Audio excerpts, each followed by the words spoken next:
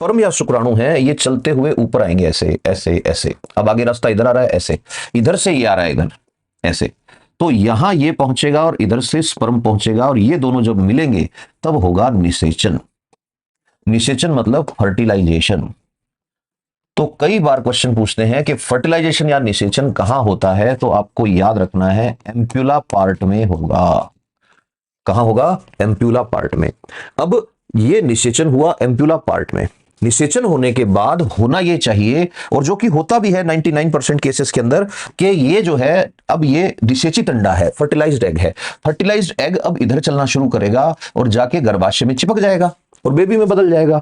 लेकिन कुछ केसेस में होगा क्या, यही फैलोपियन ट्यूब में ही फर्टिलाइजेशन हुआ और फैलोपियन ट्यूब में ही इंप्लांटेशन हो गया। मतलब जो भ्रूण था, मतलब जो जाइगोट था, वो यही चिपक गया फैलोपियन ट्यूब में। अब ये औरत की जान लेने वाली कंडीशन हो जाती है। इसका सिर्फ नाम याद रखना है आपको एग्जाम के पॉइंट ऑफ व्यू से, इसको बोल देते हैं एक्टोपिक प्रेगनेंसी। एक्टोपिक प्रेगनेंसी, इसमें औरत की जान भी चली जाती है।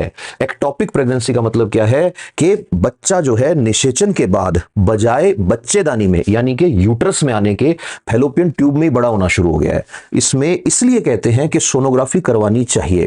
प्रेगनेंसी के पहले महीने में कम से कम एक सोनोग्राफी, उसके बाद हर 2-2, 3-3 महीने में, ये कंजूसी महंगी नहीं पड़ जाए कहीं पे, हर 2-2, 3-3 महीने में एक सोनोग्राफी करानी है। और सोनोग्राफी कोई एक्सरे की तरह, उसमें से कोई हार्मफुल रेडिएशन नहीं निकल रहा, ऐसी साउंड वेव्स हैं जिनको आप सुन भी नहीं सकते।